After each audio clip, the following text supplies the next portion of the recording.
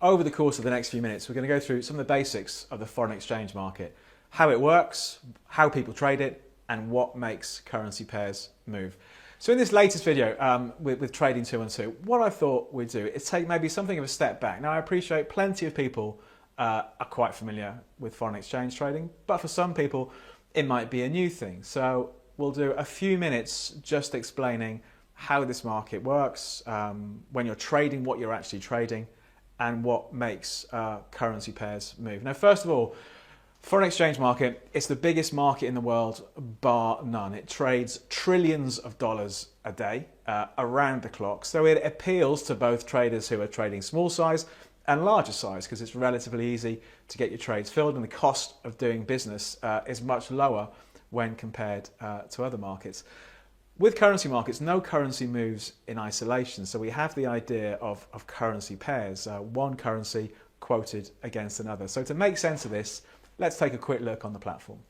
So we're on the Trading 212 platform. Let's click the search tool up here, top left, and see what's available to trade. Let's click on currencies. Now, so here's the list of various currencies, Australian dollar, Canadian dollar, Swiss franc, Czech koruna, and so it goes on. So there are potentially hundreds of permutations we could trade. For example, if we go down to here, the PLN, Polish zloty, if you wanted to, you could take a view on the Polish zloty against the Japanese yen, Polish zloty against the Mexican peso. So there are all sorts of combinations you can do here. What most people tend to do, in the beginning at least, is stick to the major markets, the major currency pairs, because there's normally plenty going on in those markets. And with Trading 212, if you're trading 25,000 units or less, you can trade these with zero spread. So let me just highlight these by typing in zero at the top. So there we go. The most popular market, euro dollar. Then we have the other majors, dollar Japanese yen,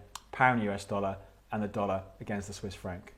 So when we're looking at currencies and currency pairs, it's all about relative value. Is one currency stronger or weaker than another currency? And to get an idea of this, let's take a look at how one currency pair has moved over recent months.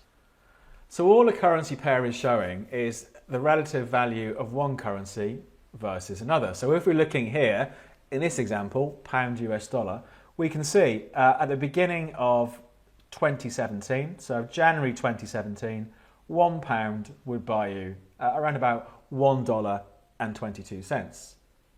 At the beginning of September, the pound had risen in value and £1 would buy you $1 and almost 32 cents. So when we're looking at Forex pairs, foreign exchange trading, we're looking at the value of one currency versus another.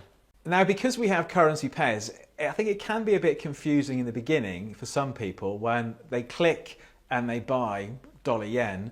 Well, what am I buying? Am I saying the dollar's going to go up? Am I saying the yen's going to go up? It's understandable why this is confusing to some, but it's really easy, I think, to understand. So again, let's take a quick look on the platform to understand when we're trading, what direction are we actually trading in?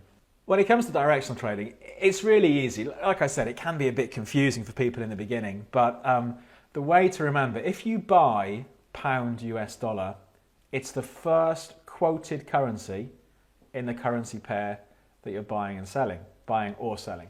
So if I buy pound US dollar, I'm speculating that the pound is going to go up, means this chart is going to go up, and correspondingly the US dollar is going to fall. So the pound's value is going to increase against the US dollar. So for example, if I'd bought down here, bought pound US dollar at the beginning of the year, and we're still holding the position, I'd be sitting on a reasonable profit. If I thought the pound had gone up too far, and I think, right, the market's going to fall, how do I profit from this? Or how do I try and profit from this? The way to do it, I would click on sell. I would sell pound against the US dollar. So I'm speculating the value of the pound is going to drop and this chart is going to turn lower. Okay, so that's the rule of thumb. When you're buying or selling, it's the first quoted currency that you're buying or selling against the other one. So if we sold the dollar against the Japanese yen, we're speculating that dollar yen is going to fall, so the dollar is going to fall and the yen is correspondingly going to rise. When it comes to trading hours, foreign exchange market is a true 24-hour market. So it starts off Sunday night, UK time, when the Asian markets open for business, and it trades all the way around the clock till Friday evening when New York finishes off for the weekend. Then on Sunday, the whole thing starts again. But you don't need to be intimidated or worried by this 24-hour market. Let's take a look at some of the moves that we see and how we might want to trade it.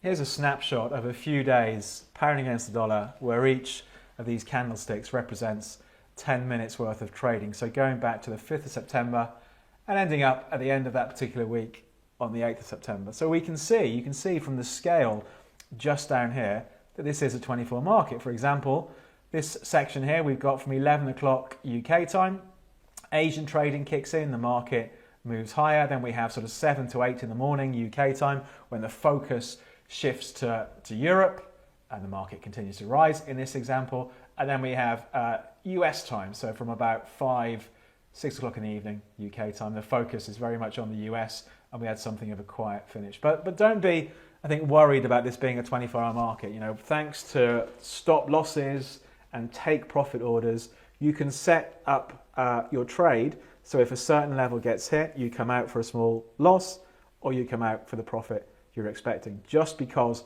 it's a 24-hour market, you don't need to watch these markets around the clock, sitting there in your pajamas with matchsticks holding your eyes open. You know, you can use orders to manage the risk for you.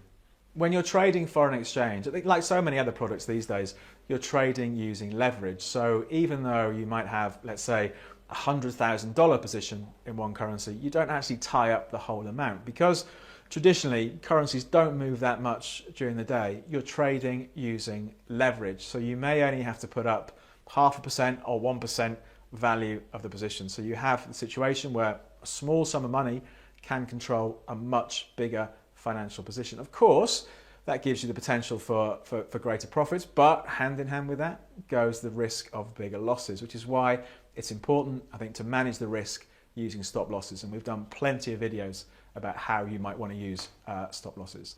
The last thing we might want to look at is what moves foreign exchange pairs. The short answer, and maybe not too helpful, is potentially everything can have an impact on the currency markets. You know, from things like interest rates, for example. If the interest rates in one country are higher than the interest rates in another country, that can make that currency appealing. But hand in hand with that, sometimes higher interest rates mean maybe a weaker economy, so that can make money flow the other way. Things like unemployment numbers have an impact as well. And as we've seen, you know, in the past sort of 12 to 18 months, political events can have an impact. The great example of that is the pound. You know, we've seen the pound very volatile since the referendum vote in June 2016. So all of these things can come together and affect the foreign exchange markets.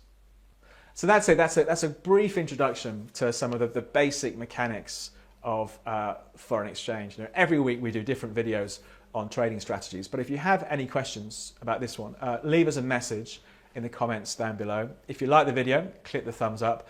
And as usual, to not miss out on any of the various videos that we send out during the week, if you click the subscribe button there, you'll get automatically notified when the next video goes up. But we'll bring things to an end. I hope you found it useful, and I hope you have a good trading week.